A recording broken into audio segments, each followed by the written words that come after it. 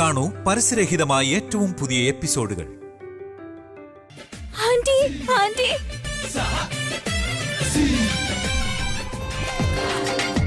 Aunty aunty നിങ്ങൾ എന്താ പറഞ്ഞത് സേട്ടെ? അതെല്ലാം ഡ്യൂപ്ലിക്കേറ്റ് ആണെന്നോ? 7 തലമുറകളായിട്ടുള്ള ആഭരണമാണ്, ശുദ്ധമായ സ്വർണ്ണമാണ് എന്നൊക്കെ കള്ളം പറഞ്ഞു അല്ലേ? ഇതിൽ ഒരു തരി സ്വർണ്ണമില്ല. പിച്ചള ആഭരണത്തിന് പോളിഷ് ചെയ്തിരിക്കുക. ഇതെല്ലാം കൂട്ടിയാലും 500 രൂപ പോലും കിട്ടില്ല. ഒരു തവണ കൂടി ചെക്ക് ചെയ്യാമോ അങ്കിൾ? വേണമെങ്കിൽ വേറെ കടയിൽ കൊണ്ടുപോയിട്ട് നിങ്ങൾ തന്നെ ചെക്ക് ചെയ്തോ. പൈസ കൂടുതൽ ചോദിച്ചോണ്ട് നിങ്ങൾ കള്ളം പറയല്ലേ സേട്ടെ? മുക്കുവണ്ടം കൊണ്ടുവന്നിട്ട് ശുദ്ധമായ സ്വർണ്ണമാണെന്ന് നിങ്ങളാ കള്ളം പറഞ്ഞത്. ഞാനായതുകൊണ്ട് ക്ഷമിച്ചു. വേറെ കടയിലായിരുന്നെങ്കിലേ പോലീസിനെ കൊണ്ട് പിടിപ്പിക്കുമായിരുന്നു. എന്താ ആന്റി ഇത് ഡ്യൂപ്ലിക്കേറ്റ് എന്നല്ലേ പറയുന്നേ? ഒരുപക്ഷെ നിന്റെ അമ്മായി ഒറിജിനൽ എല്ലാം ഒളിച്ചു വെച്ചിട്ട് വസുവിന് ഡ്യൂപ്ലിക്കേറ്റ് കൊടുത്തെങ്കിലോ? അമ്മ എന്തിനാ അങ്ങനെയൊക്കെ ചെയ്യുന്നേ? രാത്രി മുഴുവൻ ആന്റിയുടെ കയ്യിലായിരുന്നില്ലേ? നിങ്ങളായിരിക്കും മാറ്റിയത്. ഞാനോ? ഞാനിപ്പോ എന്തിനാ ഇങ്ങനൊക്കെ ചെയ്യാൻ പോന്നേ? പിന്നെ ഒറിജിനൽ ആഭരണം മാറ്റിയിട്ട് ഡ്യൂപ്ലിക്കേറ്റ് ആരാ വച്ചത്?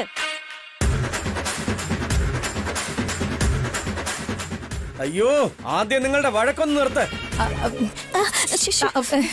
വഴക്ക് കൂടണമെങ്കിൽ അത് പുറത്ത് നിന്നിട്ട് ആയിക്കോണം. പോകാൻ ഇതെല്ലാം എടുത്തോണ്ട് പോ. ശരി ശരി, ബാഗ് എടുക്ക്.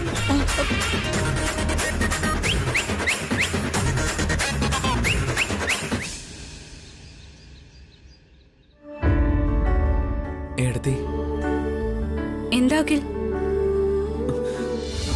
അഖിൽ എന്താ ഇത്? എടുത്തി ചെയ്ത ഉപകാരത്തിന് എനിക്ക് എങ്ങനെ നന്ദി പറയണമെന്നും അറിയില്ല എടുത്തി.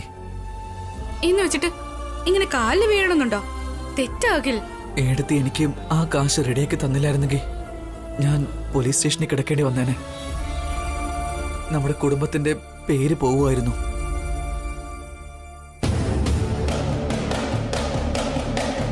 എല്ലാവരുടെയും മുന്നിൽ വെച്ച് നാണം കെട്ടു പോവായിരുന്നു.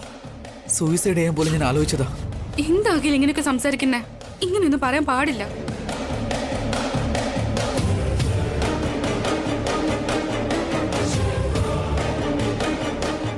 ഒരുപാട് താങ്ക്സ് ഉണ്ട് എടുത്തി.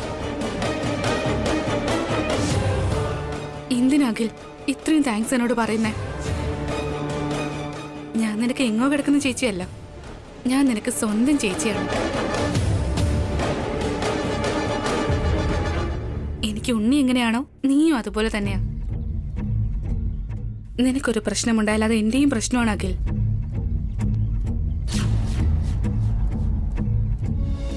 ഞാൻ ഈ വീട്ടിൽ വന്നതിന് ശേഷം എത്രയോ തവണ നീ എന്നെ സഹായിച്ചിട്ടുണ്ട്. എനിക്ക് വേണ്ടി എത്രയോ സംസാരിച്ചിട്ടുണ്ട്. എനിക്ക് വേണ്ടി പലതവണ വഴക്കും കേട്ടതാ. അതൊന്നും ഈ ജന്മം ഞാൻ മറക്കില്ല അഖിൽ. എടുത്തി എനിക്ക് വേണ്ടി ചെയ്ത ഉപകാരത്തിന് മുന്നിൽ ഞാൻ ചെയ്ത കാര്യങ്ങളൊന്നും ഒന്നുമല്ല.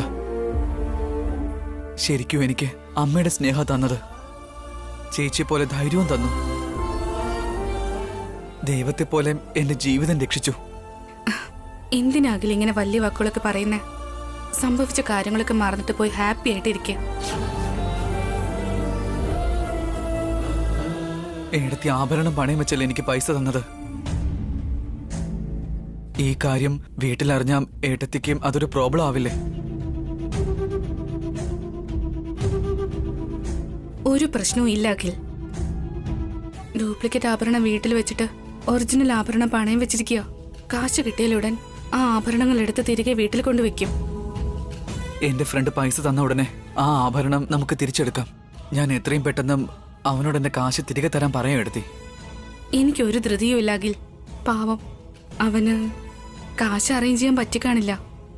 അതേ എടുത്തി, അവനും വലിയ കഷ്ടത്തിലാ.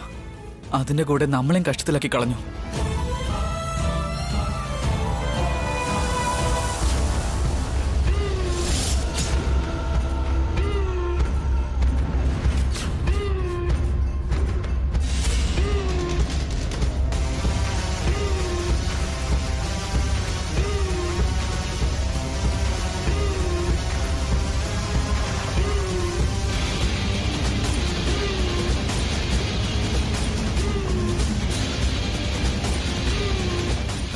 ഏട്ടനെല്ലാം കേട്ടെന്ന് തോന്നുന്നു.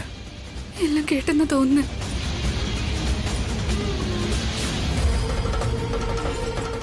എന്തുപറ്റി? ഏട്ടത്തി അനിയനും ചേർന്ന് സീക്രട്ടായിട്ട് എന്തോ സംസാരിക്കുന്നല്ലോ.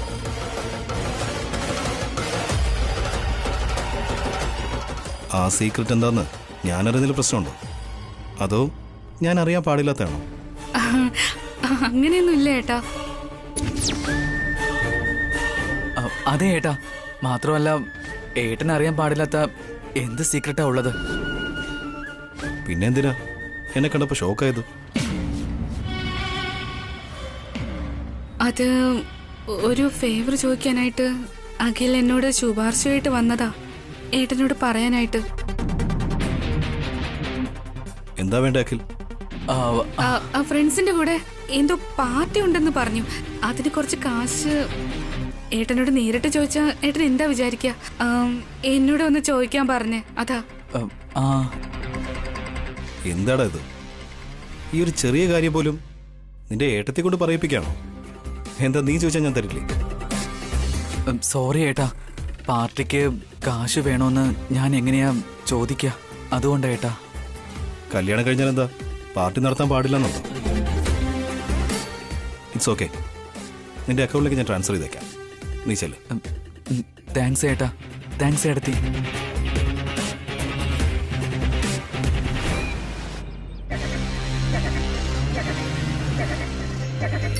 പാർട്ടിക്ക് വേണ്ടി ഇപ്പൊ ഹനിയന് റെക്കമെൻഡ് ചെയ്യേണ്ട അവസ്ഥ വരെ എത്തിയല്ലേ? Very good. അഖിൽ എന്നോട് കൊച്ചുകുട്ടിയെ പോലെ ചോദിച്ചത്, എനിക്ക് പറ്റില്ലെന്ന് പറയാൻ തോന്നിയില്ല. എന്റെ ഭാവനേട്ടത്തെയും കൂടെ ഇങ്ങനെ റെക്കമെൻഡ് ചെയ്യുന്നു. പണ്ടൊക്കെ ഞങ്ങൾക്ക് എന്ത് വേണമെങ്കിലും അവരെ നോക്കിയിരുന്നേ. ഇപ്പൊ ആ ഡ്യൂട്ടി താനായിട്ടെടുത്തിരിക്കുകയാണോ? റെക്കമെൻഡേഷൻ ഒന്നും അല്ല ഏട്ടാ. എന്റെ കയ്യിലുള്ള കാശെടുത്ത് കൊടുക്കായിരുന്നു. പക്ഷേ ഏട്ടനോടൊരു വാക്ക് ചോദിച്ചിട്ട് ചെയ്യാമെന്ന് വിചാരിച്ചു. അപ്പോ എന്നോട് പറയാതെ ചെയ്താ ഞാനെന്തെങ്കിലും പറയുമെന്നാണോ? അത്രയ്ക്ക് ഭയങ്കരനാണോ ഞാൻ? അയ്യോ, അങ്ങനെയൊന്നും അല്ല ഏട്ടാ. വെറുതെ പറഞ്ഞാടോ. റിലാക്സ്.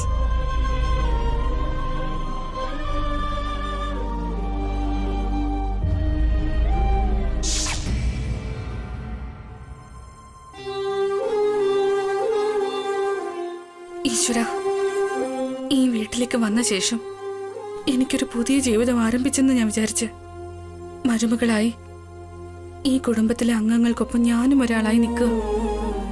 ഞാൻ കാരണം ആർക്കും യാതൊരുവിധ പ്രശ്നങ്ങളും വിഷമങ്ങളും ഉണ്ടാകരുതെന്ന് ഞാൻ ആഗ്രഹിക്കുന്നു. പക്ഷെ ആഭരണത്തിന്റെ വിഷയത്തില് അമ്മ എന്നെ വളരെയധികം തെറ്റിദ്ധരിച്ചിരിക്കുകയാണ്.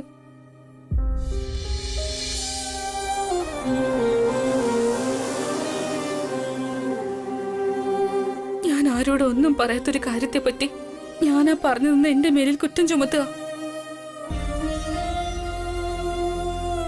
ഇപ്പൊ ആദ്യ ആഭരണങ്ങൾ ഒരു പ്രധാനപ്പെട്ട കാര്യത്തിന് വേണ്ടിട്ട് ഞാൻ കൊണ്ട് പണയം വെച്ചിരിക്കുക.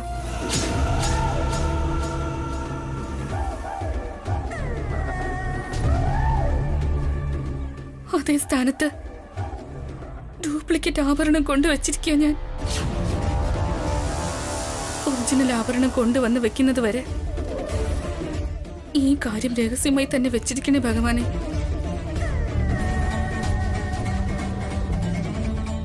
ഈ വിഷയം ഈ വീട്ടിൽ ആരും അറിയാതെ നോക്കണേ ഭഗവാനെ.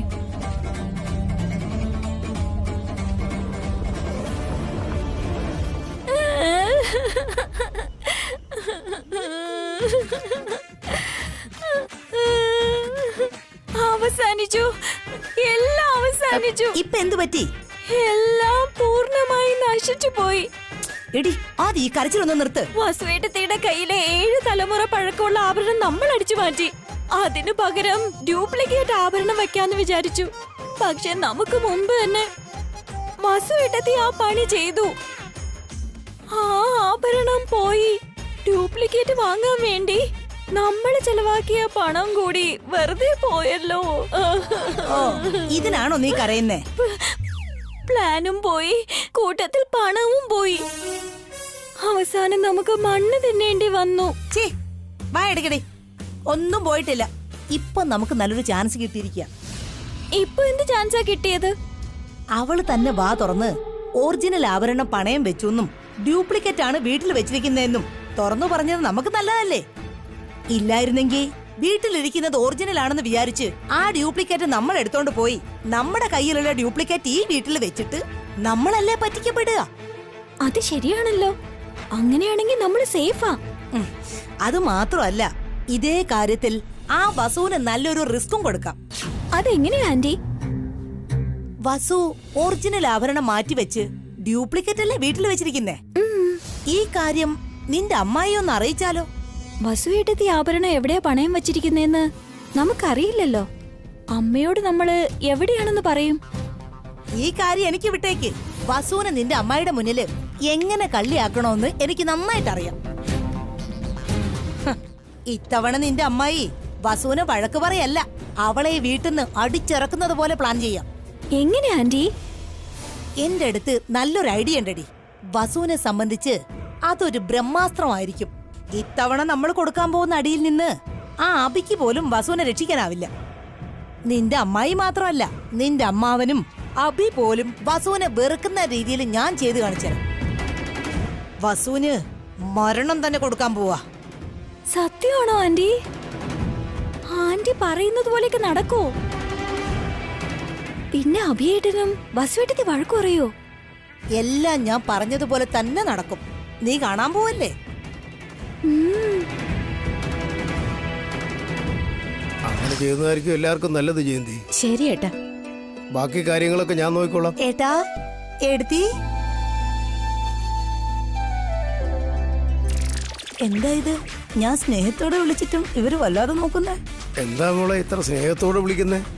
നിങ്ങളോട് എനിക്ക് എപ്പോഴും സ്നേഹമല്ലേ ഏട്ടാ? കാര്യം എന്താണെന്ന് പറയേട്ടത്തി. ഏട്ടത്തിക്ക് എല്ലാത്തിനും ധൃതിയാ. നാളെ ശിവരാത്രി അല്ലേ എടുത്തി? ആ അതെ, നാളെ വീട്ടിൽ പൂജ നടത്തേണ്ടതല്ലേ. പൂജാരി വിളിച്ചിട്ട് എന്തൊക്കെയാ വേണ്ടതെന്ന് നമുക്ക് ചോദിക്കണം. രാത്രി എല്ലാവരും ഉറക്കൊഴിയണം. ഈ കാര്യം തന്നെയാ കുറച്ചു നേരമായിട്ട് ഞാനും ഏട്ടനെ സംസാരിച്ചോണ്ടിരുന്നേ. ഒരു പ്രധാനപ്പെട്ട കാര്യം എടുത്തി മറന്നു. എന്താ കാര്യം സുമംഗലേ? അത് തന്നെ, നാളെ പൂജ സമയത്ത് ശിവന്റെ മുന്നിൽ ആഭരണങ്ങളൊക്കെ വെക്കണ്ടേ? എല്ലാ വർഷവും ചെയ്യുന്ന ഒരു കാര്യമല്ലേ ഏട്ടത്തി, അതെങ്ങനെ മറക്കാനാ? നിങ്ങൾ രണ്ടുപേരും എന്തായാലും മറക്കില്ല. പക്ഷേ ഈ വർഷം പുതുതായിട്ട് 2 മരുമക്കൾ വന്നിട്ടുണ്ട്.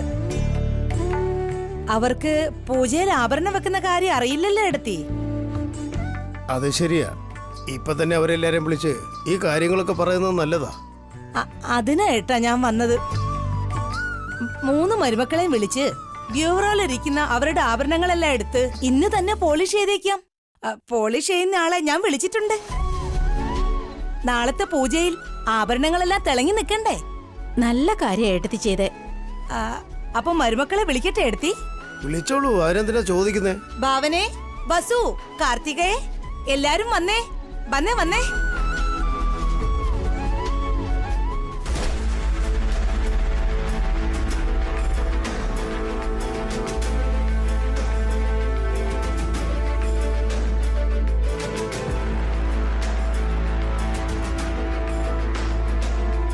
എന്താ ഇളയമ്മേ? നാളെ ശിവരാത്രി അല്ലേ മോളെ? പൂജയില് നിങ്ങളുടെ ആഭരണങ്ങൾ വെക്കണ്ടേ? അറിയാളേമേ. നിനക്കറിയാം ഭാവനെ, ഈ വസുവിനും കാർത്തികയ്ക്കും ആ കാര്യം അറിയില്ലല്ലോ. ഇത് നോക്ക് മോളെ വസു, നോക്ക് മോളെ കാർത്തികേ, ഈ വീട്ടിലൊരു ആചാരമുണ്ട്. അതെന്താന്ന് പറഞ്ഞാ, എല്ലാ വർഷവും ശിവരാത്രിയുടെ അന്ന് പൂജ ചെയ്ത് ഭഗവാന് മുന്നിൽ ആഭരണം വെക്കും. നിങ്ങളെ വീട്ടിൽ പുതിയ ആൾക്കാരായതുകൊണ്ട് പറഞ്ഞതാ. ആഭരണത്തിന് പോളിഷ് ചെയ്യുന്ന ആളെ ഞാൻ വിളിച്ചിട്ടുണ്ട്. നിങ്ങളുടെ ആഭരണങ്ങളൊക്കെ എടുത്തോണ്ട് വന്നാ ഇന്ന് തന്നെ അത് നന്നായിട്ട് പോളിഷ് ചെയ്ത് നാളത്തെ പൂജയിൽ വെക്കാം.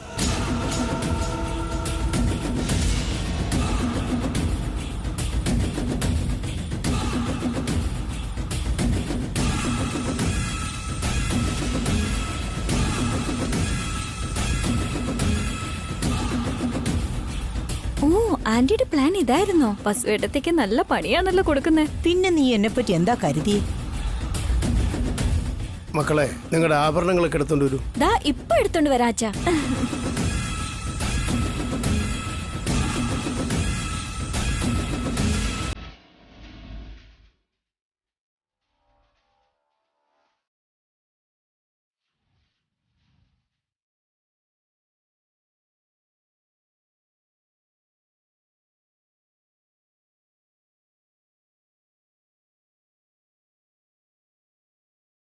അതെ മോളെ വസു, നിന്നോട് ഇനി പ്രത്യേകിച്ച് പറയണോ? പോയ ആഭരണങ്ങൾ എടുത്തോണ്ട് വാ. ആഭരണം? ആഭരണം തന്നെ മോളെ. ഇന്നലെ നിന്റെ അമ്മ നിനക്ക് തിരികെ തന്നില്ലേ? കോലമെഡൽ മത്സരത്തിൽ നീ ജയിച്ചു നേടിയ 7 തലമുറയിലത്തെ സ്വർണം. ചെന്നത് എടുത്തോണ്ട് വാ.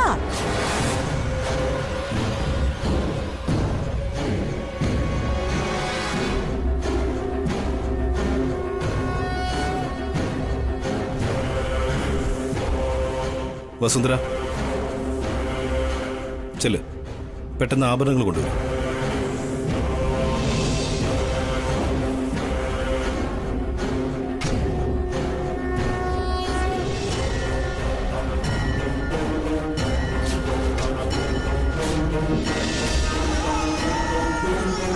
എന്താ ഏട്ടത്തി, ഞങ്ങൾക്ക് മുന്നേ ആഭരണങ്ങൾ എടുത്തോണ്ട് വന്നോ? അവൾ എവിടുന്ന് കൊണ്ടുവരാനാ? ഇവിടെ നിൽക്കുന്നേ ഉള്ളൂ. വസു, പോയ ആഭരണം എടുത്തുണ്ടോ മോളെ? അച്ഛാ, ഇന്നലെ രാത്രി അത്... എന്താ മോളെ അതീതെന്ന് പറയുന്നേ? വസുന്ധര, എന്തു പറ്റി?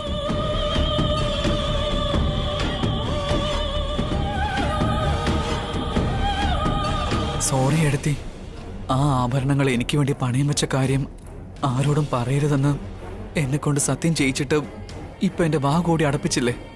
എന്നിട്ട് എല്ലാവരുടെ മുന്നിൽ തല കുനിച്ച് നിൽക്കുന്നു. ആഭരണങ്ങൾ കൊണ്ടുവന്ന് എത്ര പ്രാവശ്യം നിന്നോട് പറയണം വസു? അത് അമ്മേ, അത് പിന്നെ...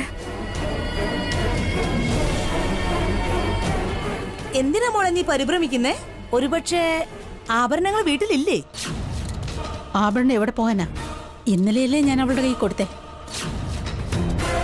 എടുത്തി കൊടുത്തൊക്കെ ശരിയാ, പക്ഷേ അവളത് പണയം വെച്ചോ എന്തോ.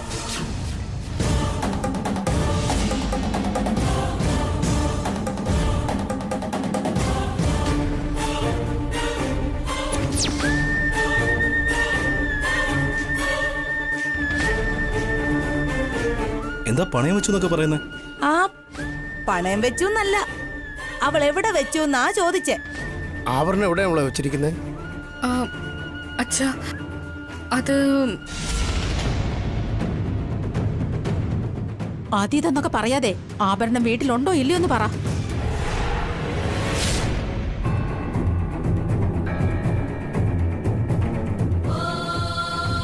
നിന്നോടല്ലേ ചോദിക്കുന്നേ ആഭരണം എവിടെ? വസുവേട്ടത്തി ആഭരണം എന്ത് ചെയ്യാനാ? വീട്ടിൽ തന്നെ ഉണ്ടാവൂന്നേ. ഉണ്ടല്ലോ ഏട്ടത്തി. വസുന്ധര, എവിടെ ആഭരണം?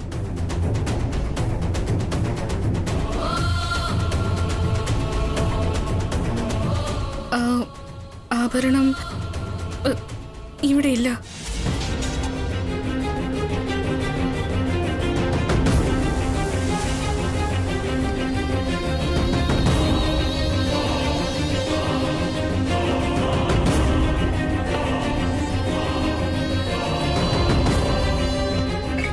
എന്താ?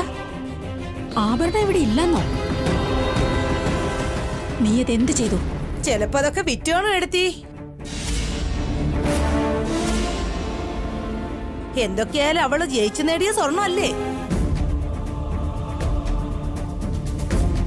എന്താവശ്യത്തിന് ആഭരണം നീ വിറ്റത്? ഞാൻ വിറ്റിട്ടില്ല. പിന്നെ നീ അത് പണയം വെച്ചിരിക്കുകയാണോ? എന്റെ വീട്ടിൽ വെച്ചിരിക്കുക.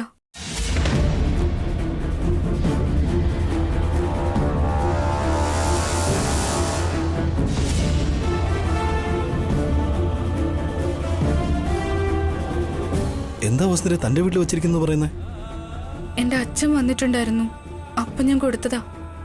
അവിടെ വീട്ടില് ഭദ്രമായിട്ട് വെക്കാന്ന് പറഞ്ഞു. എന്ന് വെച്ചാ ഈ വീട്ടിൽ വെച്ചിരുന്ന കള്ളന്മാരാരെങ്കിലും എടുത്തോണ്ട് പോകുന്നാണോ? അതുകൊണ്ടൊന്നും അല്ല ഇളയമ്മ. പിന്നെ എന്ത് വിചാരത്തോടെയാ നീ ആഭരണം നിന്റെ വീട്ടിലേക്ക് കൊടുത്തു വിട്ടത്? എന്റെ അമ്മായി തന്ന ആഭരണം നീ സ്വന്തം വീട്ടിൽ കൊടുക്കേണ്ട കാര്യം എന്താ? ഒന്ന് സമാധാനിക്ക് ജയന്തി, വിപ്രാളം പിടിക്കല്ലേ. ഞാൻ എങ്ങനെ സമാധാനിക്കാനാ? എന്റെ കയ്യിലുണ്ടായിരുന്ന ആഭരണം അവളുടെ കയ്യിൽ നിന്ന് തട്ടിയെടുത്തതാണെന്ന് കോളനിയിൽ എല്ലാരോടും പറഞ്ഞ് അത് തിരിച്ചു മേടിച്ചു.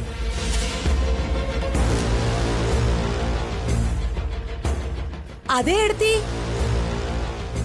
ആ ആഭരണങ്ങളെല്ലാം തന്നെ ഇവളുടെ സ്വന്തം വീട്ടിലേക്ക് കൊണ്ടുപോകാനായിരുന്നു പ്ലാൻ.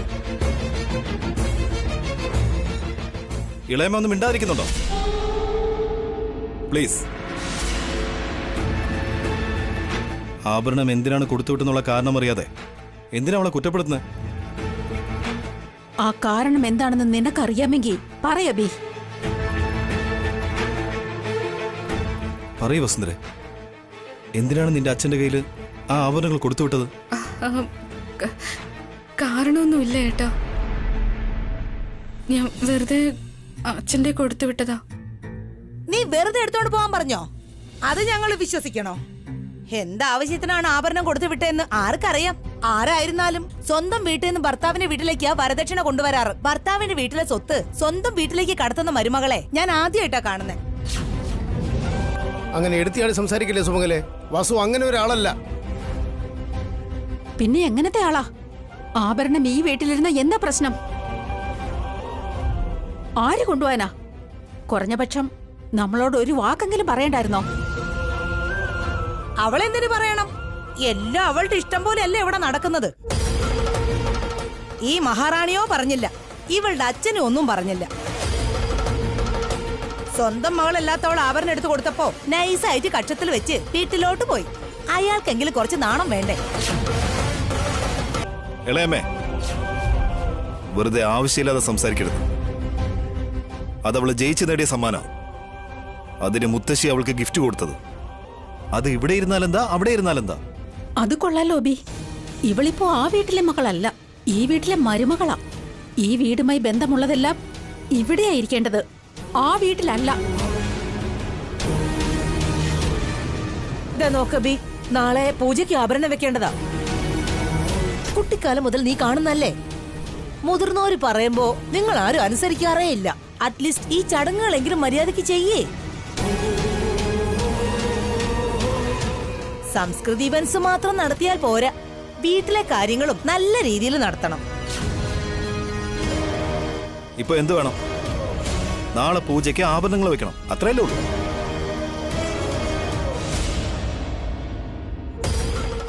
വസുന്ധര,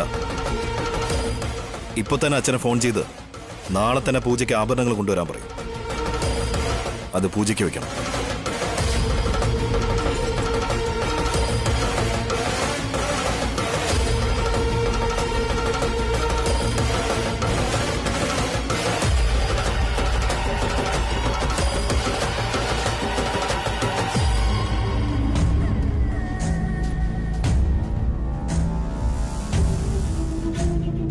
നിന്റെ ഭർത്താവ് പറഞ്ഞത് കേട്ടല്ലോ, പറഞ്ഞതൊക്കെ മനസ്സിലായല്ലോ.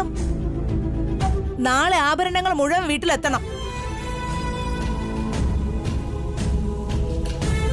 ആ ആഭരണങ്ങൾ നീ ജയിച്ചു നേടിയതായിരിക്കാം, അത് നിനക്ക് സ്വന്തമായിരിക്കാം. പക്ഷേ അത് തലമുറയായി കൈമാറി വരുന്ന ആഭരണോ, അത് ഈ വീട്ടിൽ തന്നെ ഉണ്ടാവണം.